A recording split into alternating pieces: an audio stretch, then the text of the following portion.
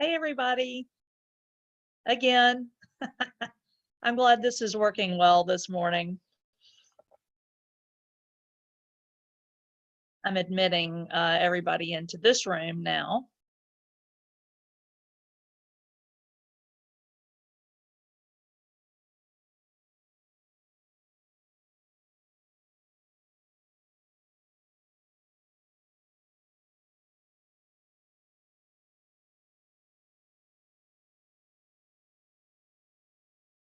It's way easier than having to walk from one side of campus to the other for another meeting, right?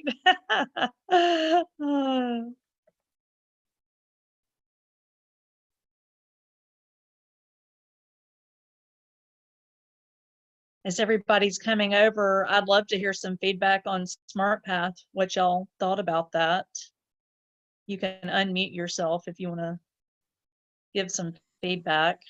I'm excited to be able to have, I teach gifted a wide range of grade levels. And so to have a product that is, reaches multiple age levels and also you can differentiate, I think is great. And I'm teaching virtual and hybrid.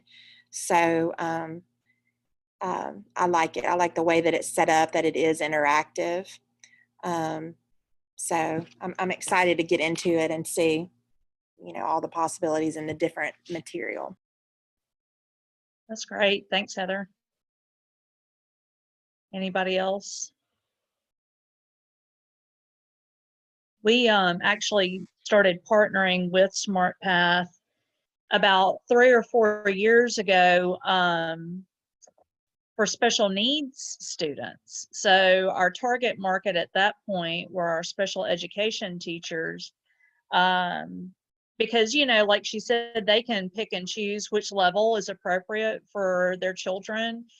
And what we found, we started working, the idea was to work primarily with elementary school special education teachers, but it was appropriate for middle and high school special education teachers as well. So as part of that grant funding, we were able to pay the Ohio Center to correlate the lessons with the Mississippi standards. I think it's English and math and maybe social studies. I'd have to go in and look to be sure. Of course, I know the gifted classrooms may have additional standards that you're working against, but at least know that it is correlated with the Mississippi standards for English and math. And we're just trying to grow the group of Mississippi teachers that are using it because it is free. I mean, we don't have to pay anything to access it. It's super cute. They have invested probably $1 million in the creation of that. I don't think she said this at the beginning, but they had a board member, and I need one of these, a board member that made a donation of $1 million and said, do with it what you think is best. And so that's what they use to fund SmartPath. But anyway, it is 10:07, and now I don't have anybody in the waiting room. This next hour, yes, I do. This next hour will be led by Jeanette Bennett with the Federal Reserve Bank of St. Louis Memphis branch. And some of you may already know her, but she's going to talk to you today. There's going to be an introduction into Econ Lowdown as it relates to elementary school lessons. And then she'll be back tomorrow morning from 9 till 11 to actually take a deeper dive. But Jeanette, I'll turn the floor over to you now. After you unmute yourself. There you go. I am unmuted. Now, have you made me co-host already? Let me do that right now. Okay. Well, hey, everybody. Y'all didn't get a break after sitting all that time. Are you okay? Is everybody okay? Heather is. How about you, Catherine? You okay? Well, I'm kind of worried about y'all sitting so long. And you know how it is at the end of a session, the end of a day, you're ready to quit. So I don't want you to quit yet. So let's start with thank you for doing this. And we put it together at the very last minute, and we're so impressed that we got y'all interested in. I mean, it's hectic for everybody. Do you know how hectic it is to use these headphones? I'm used to prancing around and touching people and, doing all that. And here I've got to sit here with headphones on. But welcome, and we hope you get something from today. Now, I don't know where Selena got the idea of naming this Never Too Young. Selena, where'd you get that idea? Well, it's kind of a go-to that we use for our elementary school trainings because you're never too young to learn about economics and personal finance and entrepreneurship. So that's where it came from. And it Well, wasn't just Econ Lowdown, it was all of these different tools. So that's where it came from. Well, I would like to change it for a while and say you're never too old, because there's a lot of this stuff that is interesting for us older folks. And I know a week or two ago, sometime or other, I did a presentation and somebody wrote me back and said, you taught an old dog some new tricks. And I said, I thought about that, but I was afraid of putting it on the PowerPoint because I didn't want y'all thinking I was calling you dogs, old dogs. But actually, there is a lot for us teachers to learn about the content. And I apologize. I'm not going to say that I'm sickly, but I'm getting a cold of some sort. So, I usually have this sexy young voice, right, Selena? And today you're dealing with, I think I have a cold. All right, so I'm going to share my screen, and I don't like it when y'all can't talk back. So please feel free at any time to unmute and holler at me.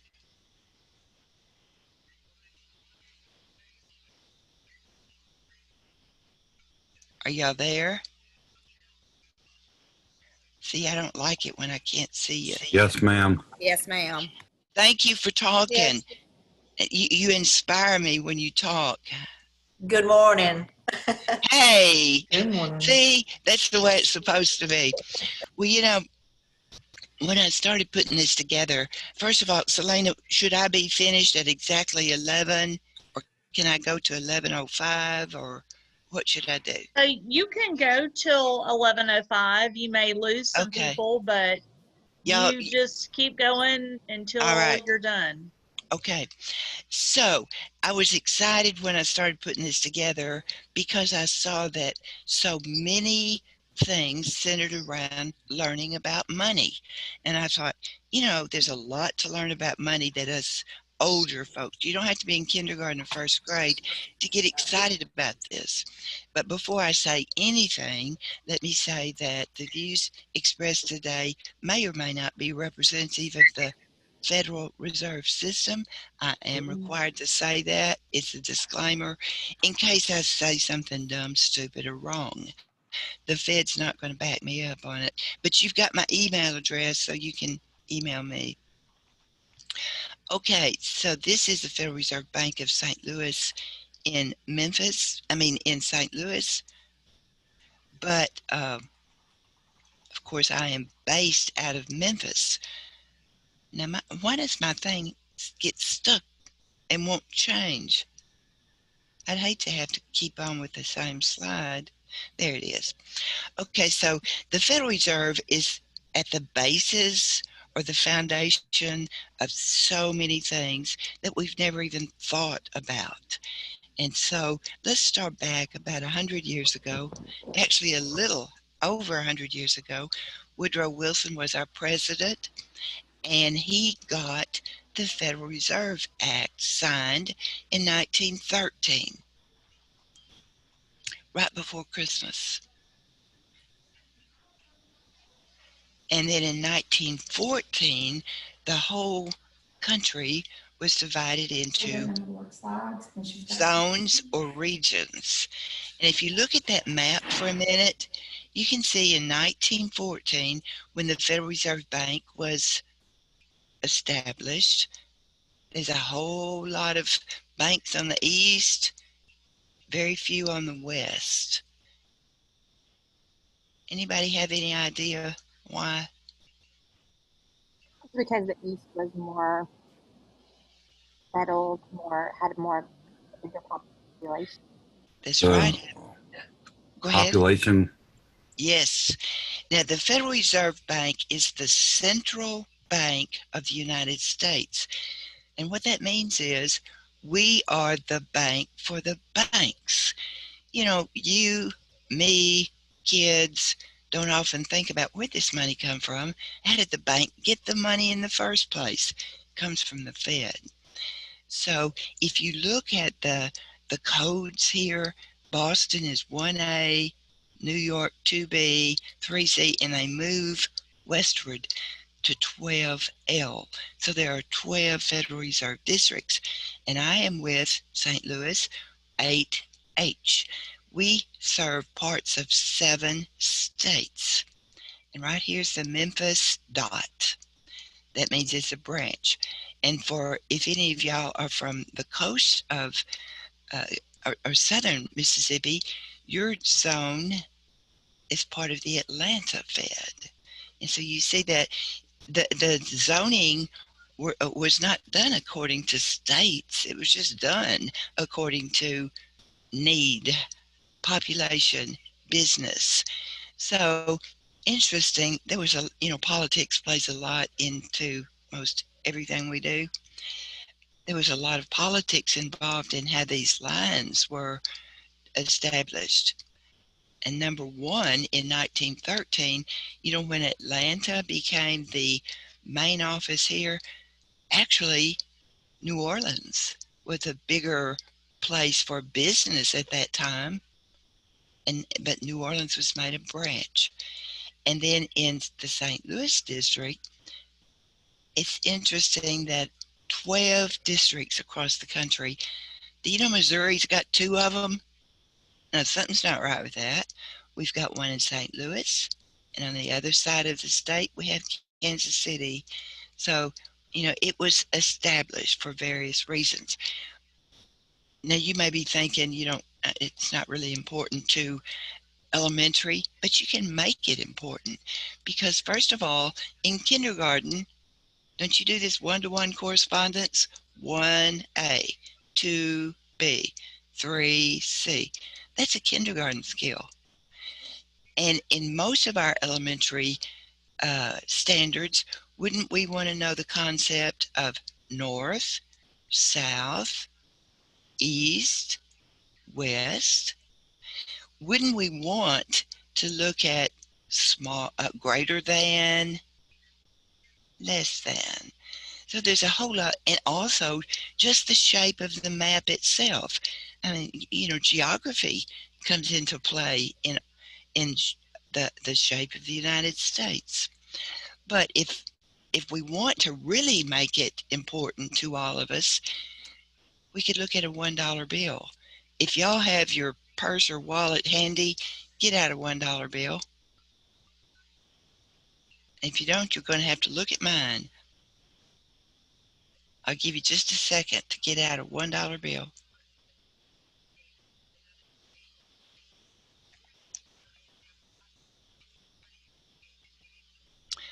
Okay. I see Heather's got a whole bunch of them there. How many of you got, Heather?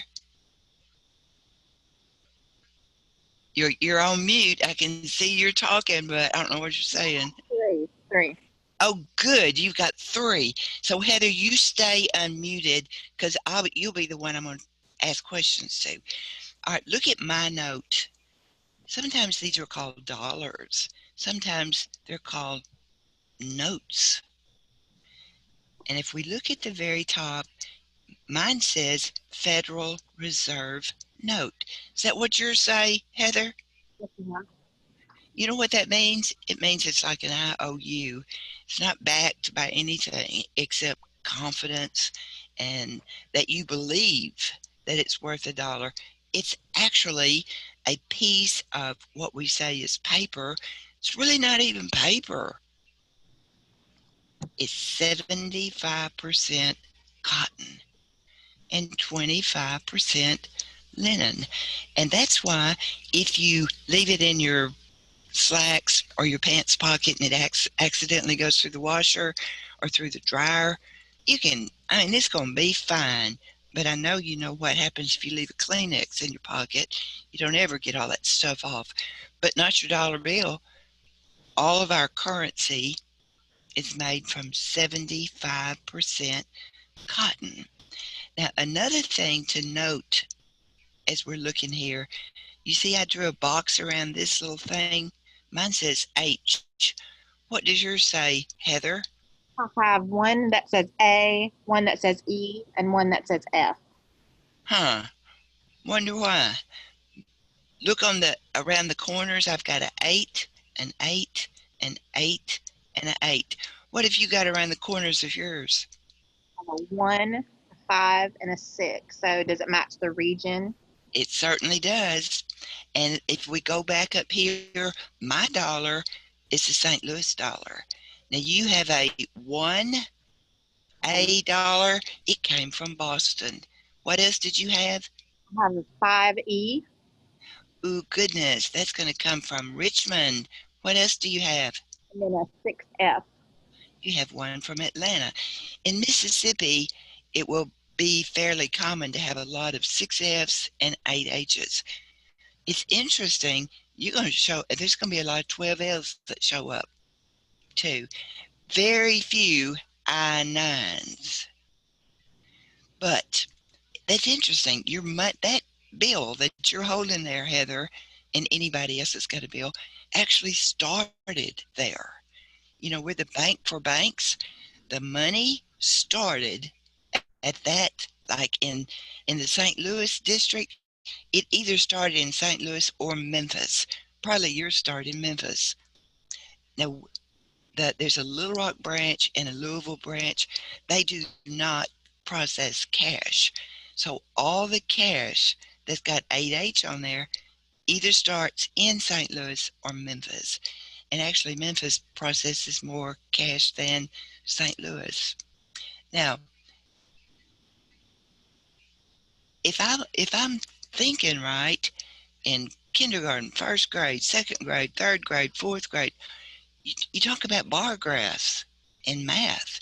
So an idea that I would use, I would put me a little, just an informal bar graph on the chalkboard or something, and I would label it. Actually, I've labeled mine from bottom to top. I think it would be better to do from top to bottom, but it doesn't matter. With all this A1, B2, all up and down the side. And I would ask the students, I wouldn't tell them anything about why.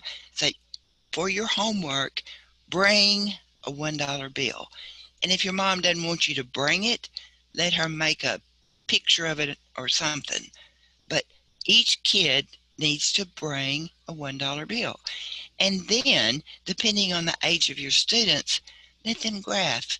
Is there's an L12? Is it an A1? And you have in reality constructed a bar graph of where the money comes from just a random sampling. What I like to do for real is have this little bar graph and just draw it on the chalkboard. Don't make it any complicated thing. Use those little bitty tiny sticky notes, those that are like 1-inch square. Give every kid a sticky note, and right here, if they have an 8H, let them put their sticky note with their name on it in its place. Comments here. Do you see what I'm trying to describe? See, if we were face to face, I'd actually give you a sticky note and we could construct it. Don't you think that would be an easy way to integrate math into learning about money? Yes, ma'am. I was thinking, Okay. I was thinking too that with the virtual and everything, Uh-huh. we have Google Forms or like we use Microsoft Teams forms Uh-huh. to be set up where they could put these things in there and it would automatically create the kind of graph that you would want even for the virtual kids. Well, and it's just so relevant because everybody loves money. You know, when I was in graduate school, one of the things I had to read a book that I don't remember the name of the book, but the author's name was Dr. Michael LaBeouf, and in that book, I don't remember anything else about it, a long time ago, but he said people respond to three things: money, recognition, and praise. So we don't need to overlook that money is an incentive for uh, for kids to be involved in something. You respond to money, recognition, and praise. And I was noticing a while ago, I got in on a little bit of the presentation a while ago. I was thinking, I have got to get better at saying, and she said it several times when I was on there, she'd say, "That's a great question." And that makes you feel good, doesn't it, Heather? If I say, "That's a great response." And I got to work harder because I'm good about saying, "Yeah, that's right."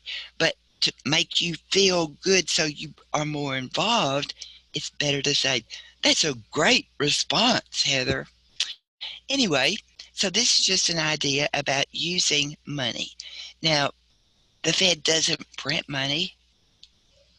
We have it printed at the Bureau of Engraving and Printing.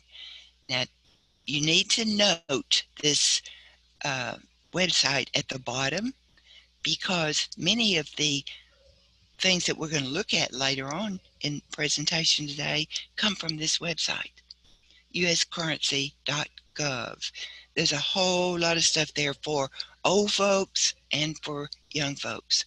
Now, I've never been to the Bureau of Engraving and Printing in Fort Worth, Texas, but I have been to the one in DC, and I was totally disappointed because in my mind, my perception was this is going to be like a museum where you go in and see all this grandiose kind of stuff.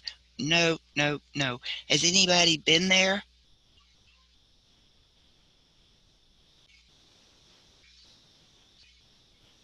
No, ma'am. Anybody? Tamala, have you? I have not. Well, I was disappointed. If you ever if you're in the area of either Washington, D.C. or Fort Worth, it's worth your while. But I was so disappointed because it's nothing but a factory. I have toured shoe factories and um, equipment places, factories, assembly line places where you wore hard hats, and I couldn't wait to get out of there. But I had the BEP in my mind as fancy place. It's another factory. The only difference is they don't make shoes or they don't have compressor parts that they're making. They make cash, these notes. So you're going to see people working with, oil cans on the floor. Now, when you view it, you're kind of on an elevated, enclosed, glassed in sidewalk area so you can look down and see what they're doing. But it's nothing but a factory. Now, this money, y'all know about money. How many denominations are currently printed today? Tamala, what do you think? Okay, so let's see. Count You them got out. the 1, the 5, the 10, the 50, the 100. Did I do the 50 anymore? 50, the 100,000? So what do you think? Maybe 6 or 7. Well, this doesn't have a selection 6 or 7. It's either 6 or which one? Okay, let's just go with 6. She's wrong. Tamala, Oh, do you feel bad because you're wrong? You almost got it. I'm But gonna have to get on antidepressants now. yeah, you missed it. You're total failure today. But how much do you know? And see what I said a while ago about money, recognition, and praise in a face-to-face meeting, I could be smiling and know that you took that as a joke. In this Zoom meeting, what if you took me serious and said, she said? So there are disadvantages. Just Yeah. remember, I'm teasing.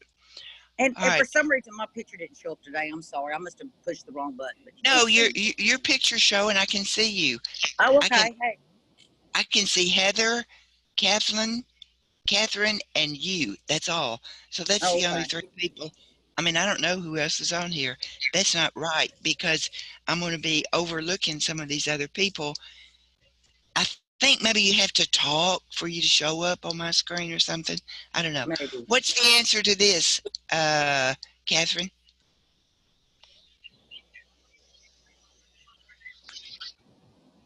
Y'all need to be unmuted right now so we can. 100. The Number what? one. It's number You one, think the $100 bill. Okay, let's Benjamin see if Franklin. she's a success today. Huh. Yay! She's a success. Who is this guy? Benjamin Franklin. You are so smart. All right, let's try somebody I can't see. Just volunteer. That's the 50. Who is this I'm talking to? Rob. All right, Rob, you think it's a 50? Ulysses, Rob is a success today. I'm recognizing him. So, who is this guy, Rob? Ulysses S. Grant. Sure is. All right, volunteer. George Washington, the $1. Who said that? Alicia. Alicia, you know what? I think you're right. Yes. Volunteer. Lincoln, $5. Who am I talking to? Montgomery Inn. Hey, so Montgomery, where are you from? Number 7. Brandon, From what- Mississippi. From Brandon. Okay. You think all your kids know that Lincoln's on the $5 bill? Absolutely not. Well, look at this. My thing is wrong. Wrong. I have failed. I got my slide in the wrong place. So, I hope this one turns out right. Who is this? Jackson. Who am I talking about? Tamala. Tamala? Okay. Jackson, what's he on? I forget. I think the 20. You are correct. Oh. And, you know, yeah, you have redeemed yourself. You are a success now. Who knows this one? That's Jefferson. Who said that? Hamilton. Who said that? I said Hamilton. Pringle Inn. Alexander Hamilton. Okay, and this is Rabel. How do you say your name? Well, it's my first initial, my last name. It's Rob. Oh, well, I was going to call you Rabel or Rabel or something. So you're right. Okay, Rod, you are correct. It is Alexander Hamilton.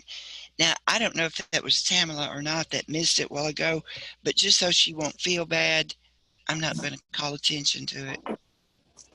Are you smiling, Tamala? I can't see you, Tamala. Are you smiling?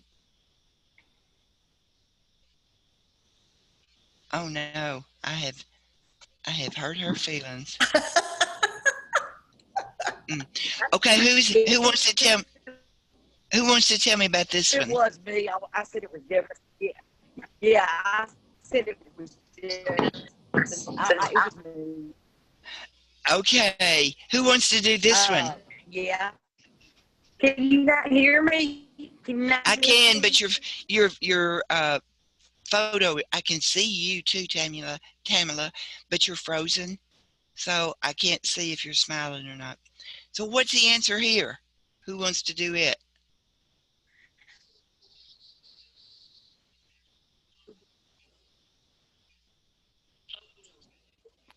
Right. Rod, what's the answer? Is It it all Rod? depends. Is that, ROB. okay, well, I don't know. Thomas, Is that Jefferson? Thomas Jefferson. You $2. you are correct, Rob.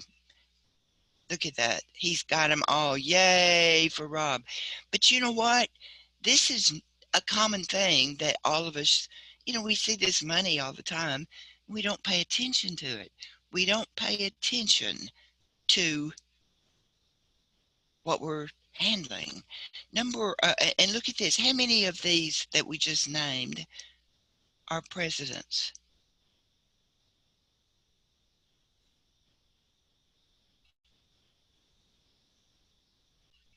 Catherine, how many? Yes. Stay unmuted so you can answer quickly.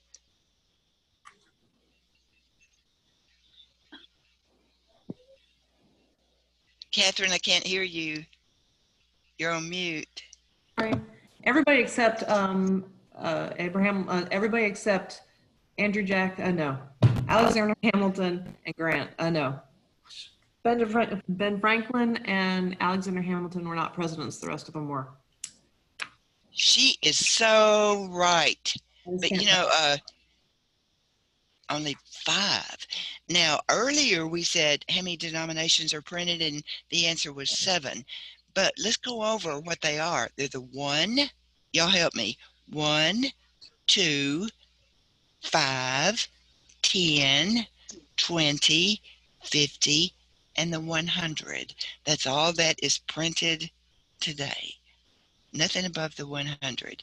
And here they are. Now, this would be a good way to tie in, learn about money with social studies.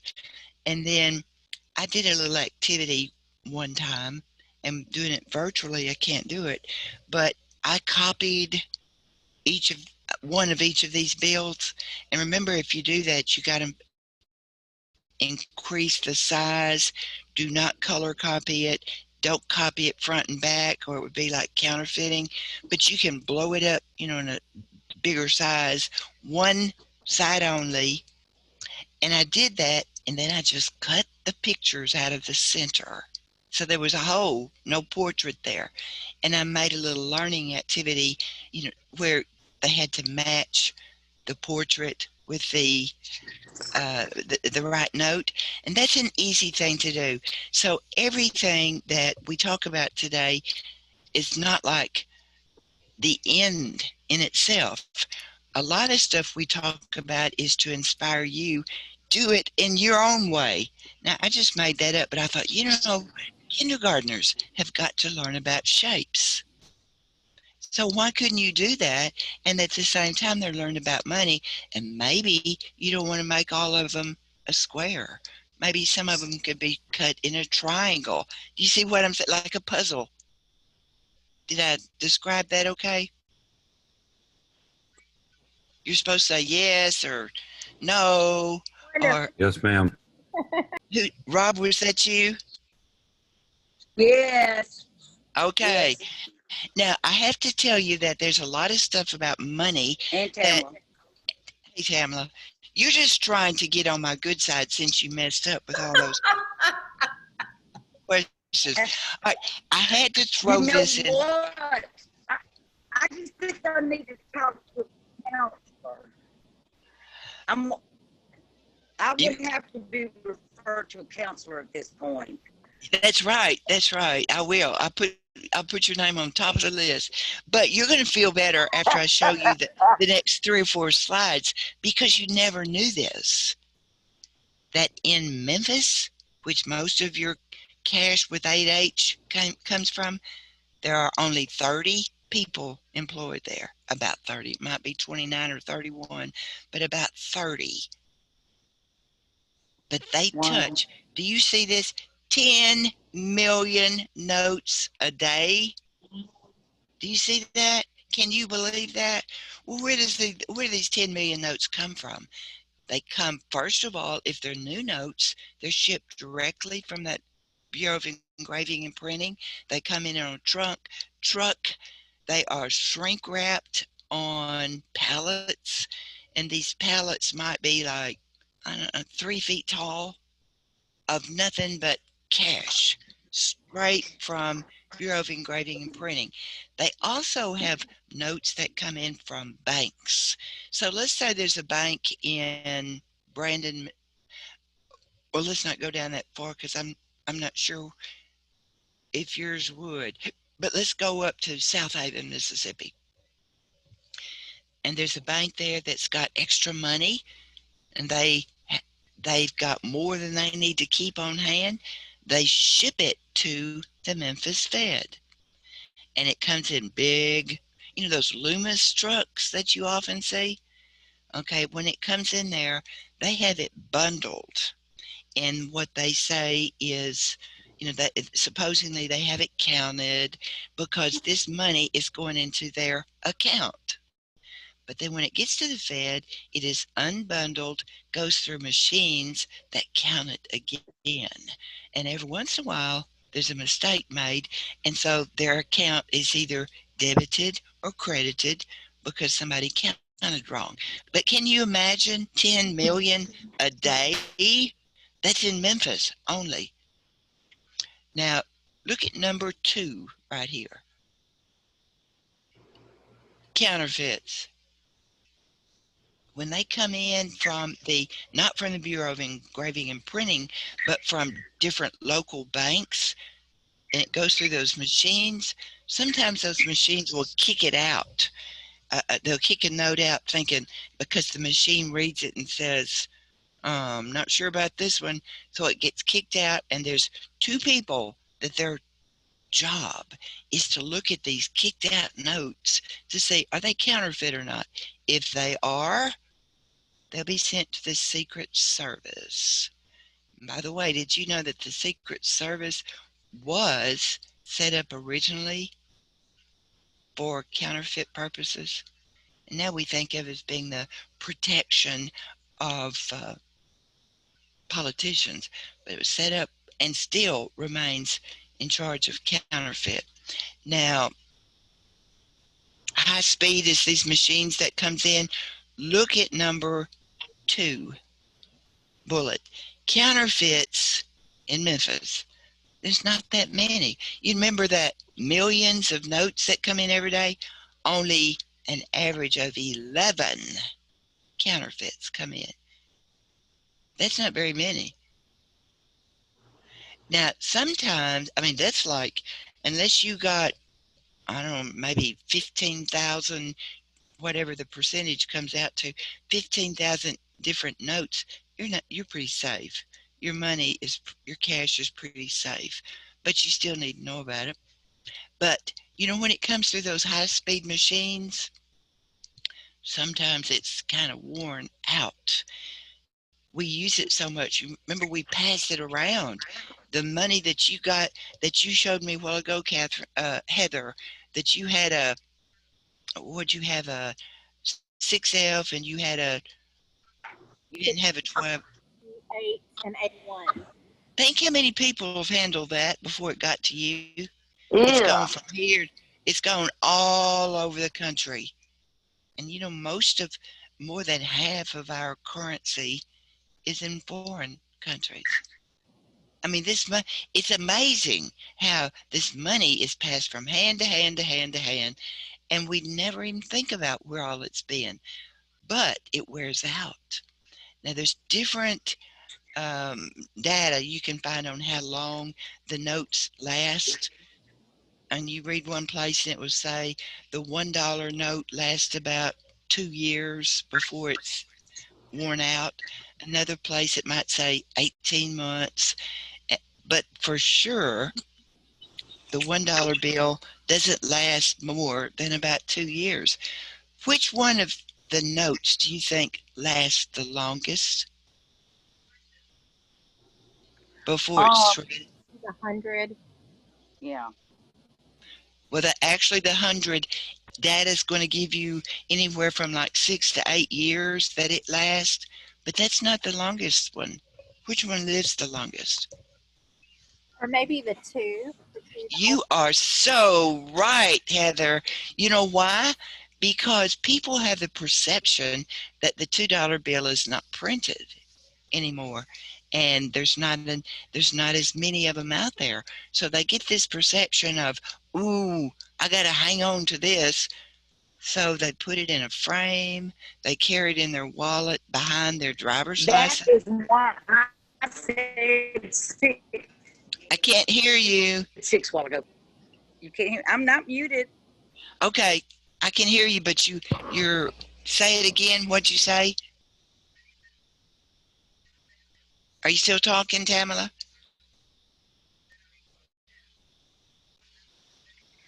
That's exactly why I said 6 instead of 7, because I didn't think the 2 was printed. Yeah. Okay. Okay, so justification of why you were a total failure a while ago. We'll halfway accept that because there's not very many of them printed because of the concept of scarcity. So let's get to what is money anyway. And basically, today we're talking about the currency, even though we know that there's coins. Money is anything widely accepted in exchange. I showed you that bill a while ago, and I said it's a Federal Reserve note, and it's just made out of cotton and linen, and y'all go around acting like it's valuable. Now, that is perception that we have about our money. It's widely accepted. You can go to the store and spend it. Well, but it wasn't always like that. Think, well, long time ago in history, there was a problem because we didn't have this currency that we have today. And this would be a good segue into getting into inventors and inventions. Think about zippers. I got a zipper on my pants right now. People didn't used to have zippers. They tied their clothes on with a rope or something. Think about these snacks like chips that you buy at a vending machine in a bag. People didn't used to have that. It was kind of hard to carry around a bowl of mashed potatoes. And somebody said, we got to invent a way to have food to carry with us. And they did that. They put all kinds of stuff. Think about the cell phone. Every one of y'all, I'd bet $1 to a donut, every one of y'all have a cell phone. And that was because there was a problem. People said, I can't talk to my husband when I'm away from home. I got to go to a payphone. And so somebody said, hey, let's invent something people can carry around with them. Well, you could go on and on and on about, how come. You remember Thomas Jefferson a while ago, who was on the $2 note? Think about the poor man writing the Declaration of Independence using a quill and a bottle of ink. Can you imagine? Somebody said, hey, that's a problem. Let's invent an ink pen. And do you know everybody takes ink pens today for granted? I probably have 1,000 ink pens in a drawer somewhere because they're just, that invention we take for granted. Well,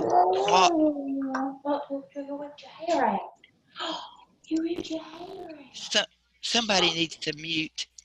So everything comes about because there was a problem and somebody comes up with a solution. And let's go back with money. Y'all check and see if you need to be on mute. If it's quiet at your house, don't worry about it. If it's not quiet, make sure it is. Let's go back in.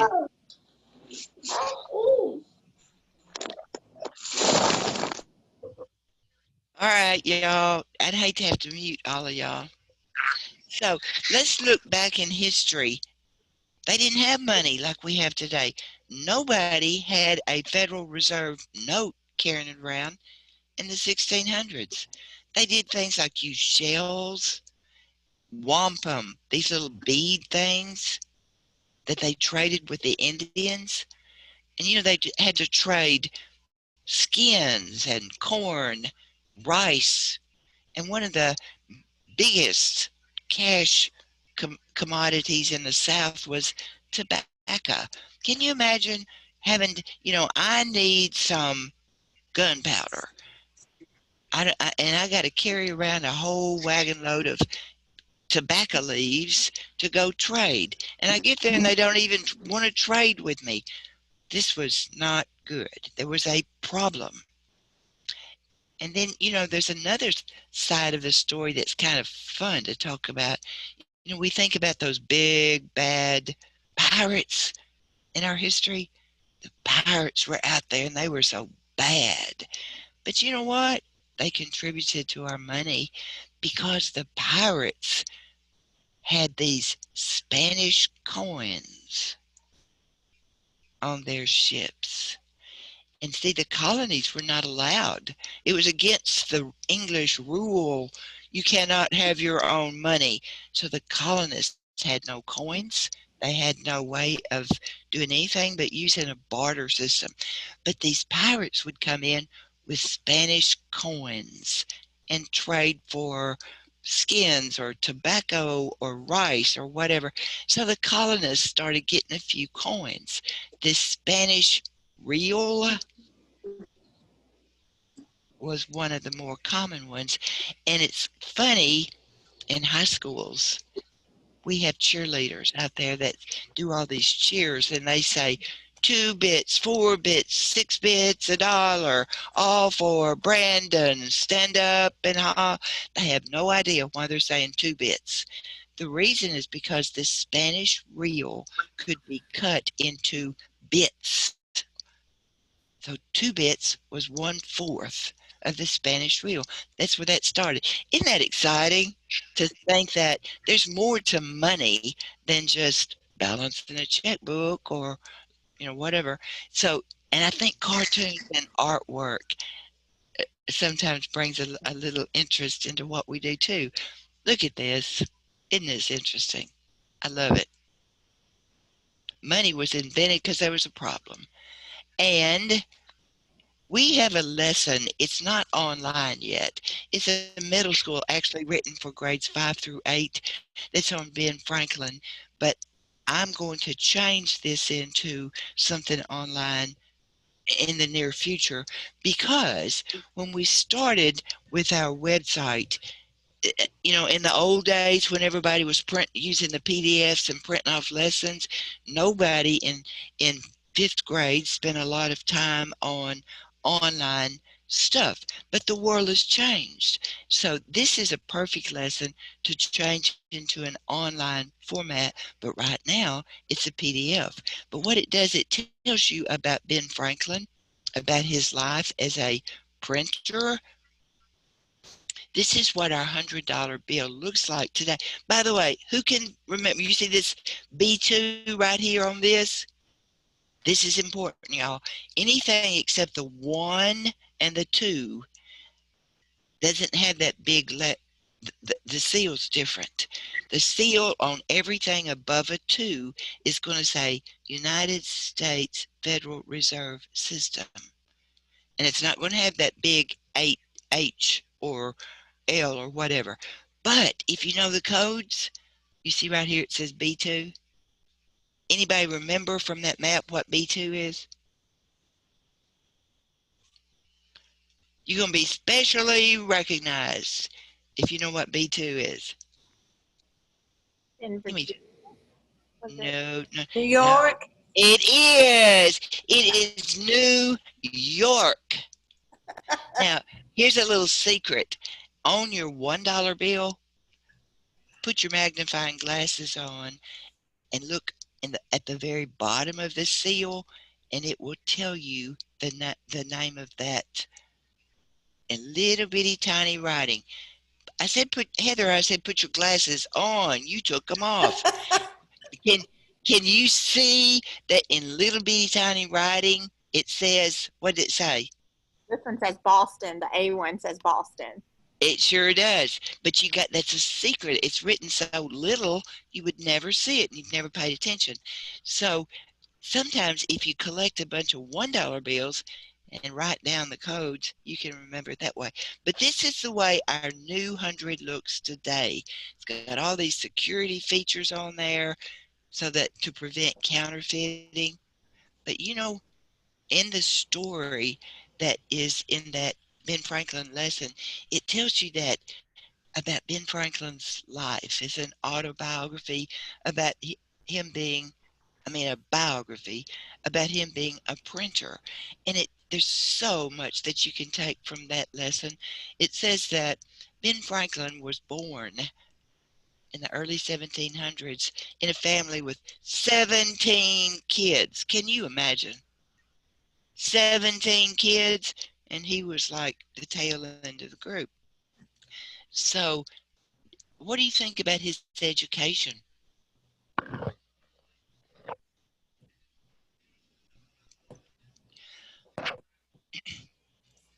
Anybody venture to guess what kind of education he had?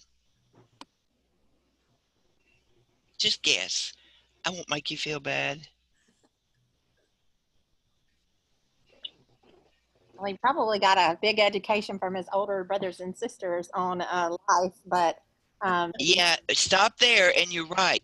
Stop there, and you're right. He had 3 years. I don't believe that.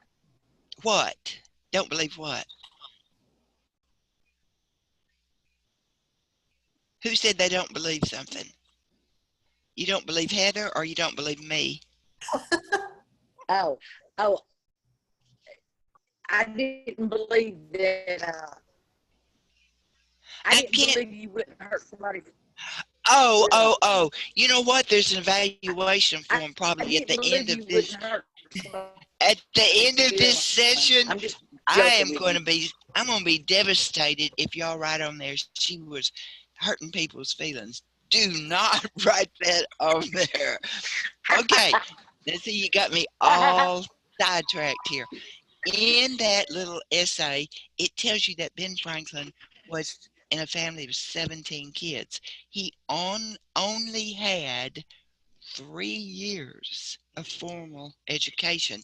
But look at all the stuff he did. My word, Ben Franklin did so much as an inventor, as an entrepreneur. But the key there was what Heather said, he got training in life. In those days, you could learn a trade. And, we've seen a kind of a return to that in recent years where trade schools are just as important as college. You can learn to be a air conditioner person or an electrician or a concrete. They make as much money as us people that went to school and got a college degree. So the emphasis now has shifted to just get a skill and what is in demand. Franklin got a skill from his older brother. He had an older brother named James that had a print shop. And they worked out this agreement, which was a legal agreement. He was an apprentice for 8 years as a child, like starting when he's like 10 years old. I'm going to work for you. You're going to give me room and board. You're going to teach me a skill.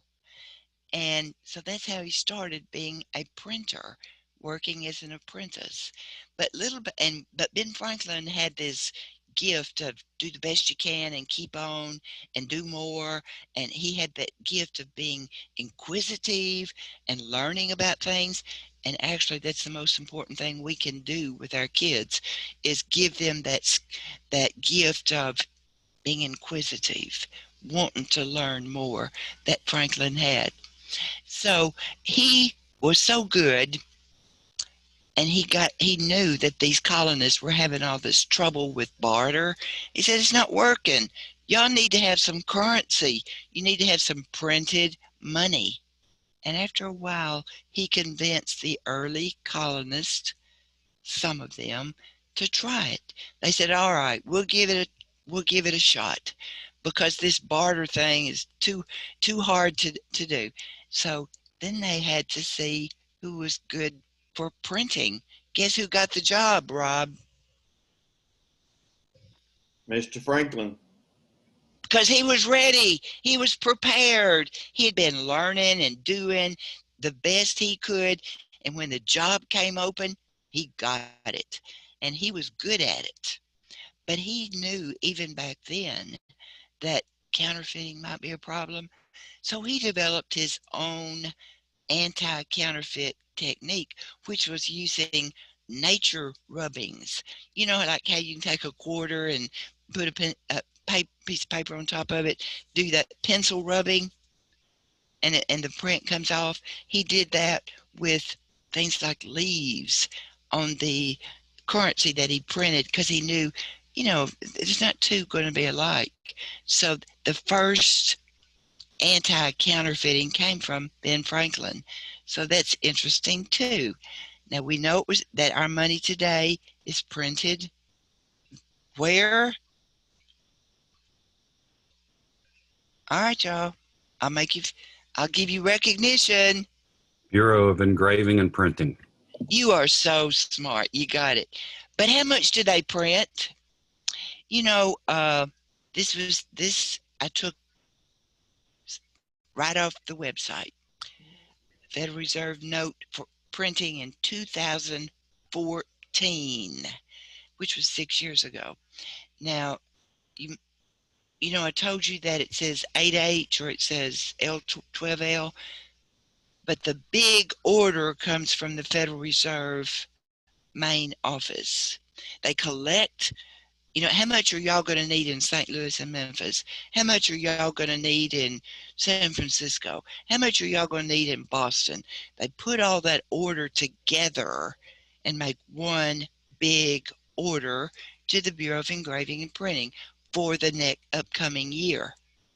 Now, one thing that I like about this chart, if you are maybe high school, which y'all probably not, but interpreting and reading the chart, because look here, we got the 1, 2, 5 all the way down to the 100, and we can look across there. How many pieces were ordered total? Montgomery? 7.7 million. Specifically 7,782,400. Well, at the risk of making you feel bad, I have to say you're wrong. What are they saying? I kind of feel like Trump on The Apprentice. You're fired. Okay, why is he wrong? Because it plainly says, why is he wrong?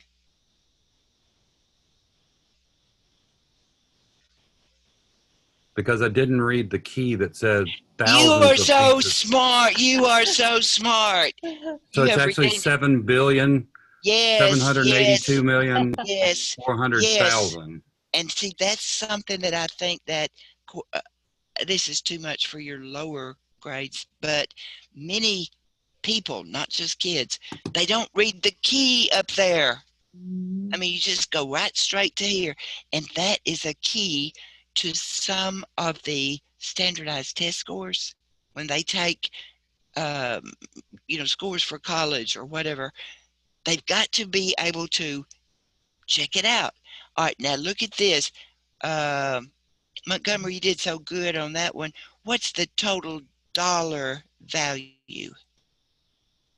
So I'm going to go with 297,120,000,000. You are great, wonderful. He's a star today. So that's how much the order was. Now this doesn't tell you how many 8H's or 12L's, but it's just the over. I couldn't find that, but I want to show you. This is 2014. Look at the biggest number on there was 400s. Montgomery, help me. This would be 2 billion, right? Yeah, 2 billion $100 notes, right, Montgomery? Yes, ma'am. 2,278,400,000. It was the key that was misleading because instead of saying thousands of pieces, it says 000. Yep.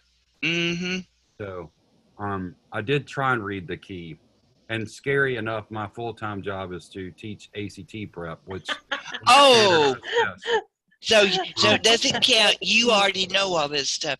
Okay, but I want y'all to do some thinking with me here. remember there were almost $2.5 billion $100 notes ordered in 2014. Look at 2020. Hey, Jeanette. Yes.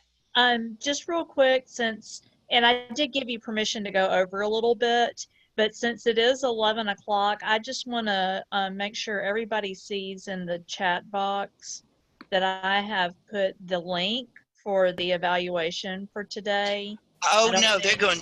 in case They're anybody going. needed to leave, would you all please complete that? Completion of that will count as documentation of your participation for both hours today, and there will be a separate link tomorrow, but I have put that in the chat box, and if you'll make sure you do that as soon as this session is over, I would appreciate that very much. I'm going Okay. to finish. I'll finish up in like 2 or 3 minutes. But they're going to tear me up on that evaluation, Selena. They're going to say I made them feel bad. So I got to do something here to redeem myself. All right, look at this 2020. There wasn't as many hundreds ordered. And look at the total amount down there was just $5 billion. Anybody have any thoughts on why there's less money ordered in 2020 than there was in 2014?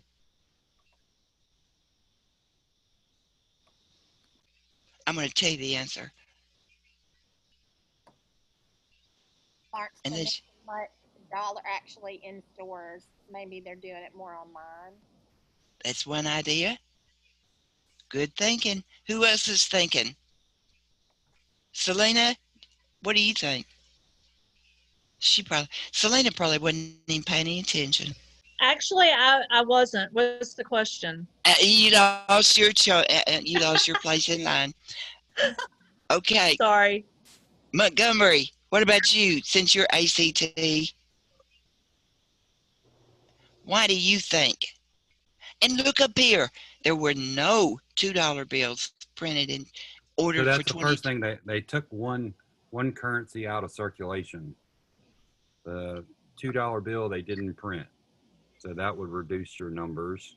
But remember, it's still printed. It just is. We didn't need any printed for 2020. It That's is still because people printed. aren't spending them; they're hoarding them. Maybe similar to the Yeah, change. there's just right.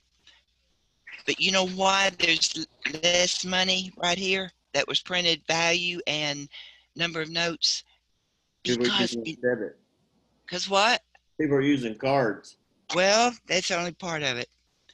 The real thing is when I showed you 2014, that's the year the new $100 bill came out.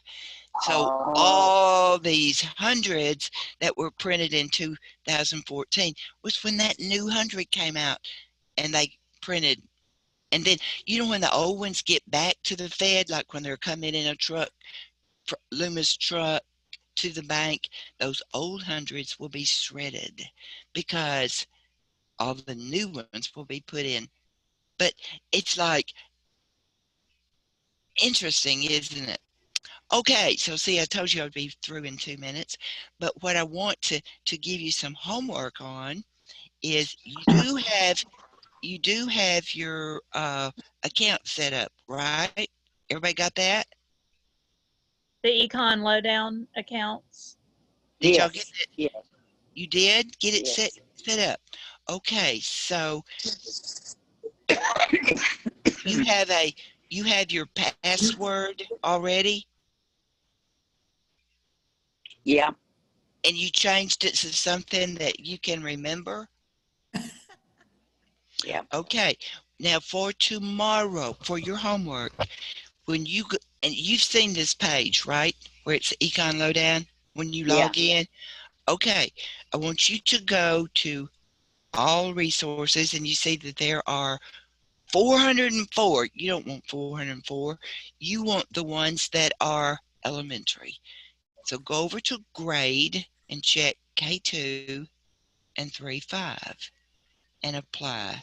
And you're going to see that there's going to be some resource. I did something wrong.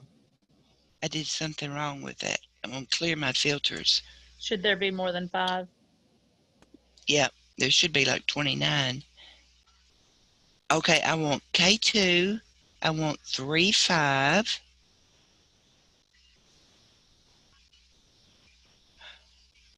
It says or 3. I'm not logged in because I had gone dead while I'm talking to y'all. But what I want you to do is log. You see how I did it? Let me log in.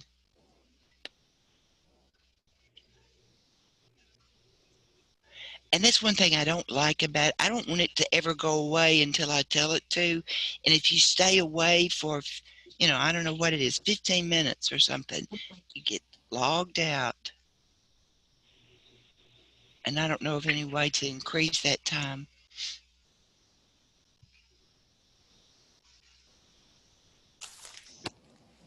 Now, do you agree with me that there's a lot of stuff that you're never too old to learn? Do you agree with me, Tamala? Yes. So don't you think that the excitement, the knowledge, the information that we as adults have is just as important as what we give the kids? Exactly. So today was, all right, here's what, see, I wasn't signed in. There's 29 resources that match either K2 or 3, 5. Homework. Go down here to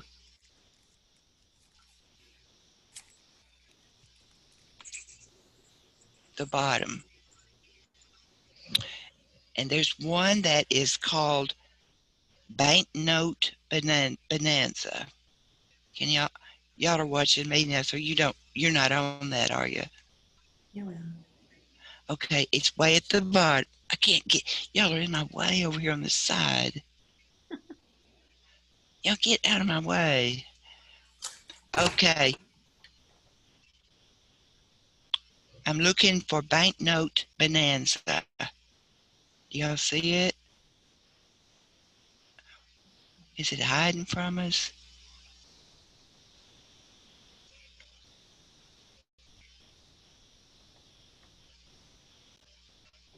There it is, there it is, there it is. Oh, It at was the way at the top. top. Yeah. Now look, there's 2 versions of it.